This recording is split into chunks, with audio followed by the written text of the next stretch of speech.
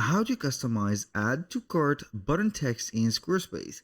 Hello guys and welcome to this new tutorial. In today's video, I'm going to show you how you can head over a product, customize your add to cart button text to something else like buy now or download or whatever. So we're going to head over squarespace.com, sign in for an account and head over the account dashboard. Once we have did that, we're going to head over the website that we want to do the process for. Click on go to website just like that. Now what are we going to do, or what can we do, is going to be very simple.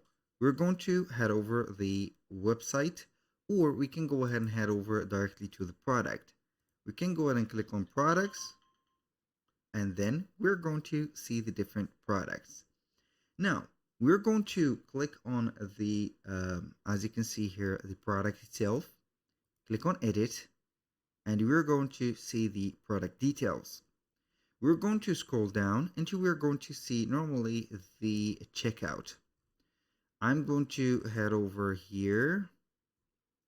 So product reviews is not what I want to do, but I think that they have changed the placement of it.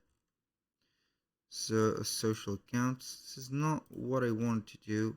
But here we have something missing. So they have changed the placement of the add to cart button into the details, and it is going to be here, button text add to cart. So we are going to change it to buy now, and you're going to have it just like that. So on the product page, I can go ahead and click on the product, and this is a buy now. So I can go ahead and modify it also to another form to maybe get now. Save. You're going to find that it is going to be changed. That was all for today's video. Thank you guys for watching. I hope that you have enjoyed the content, and I hope to see you soon on the next one.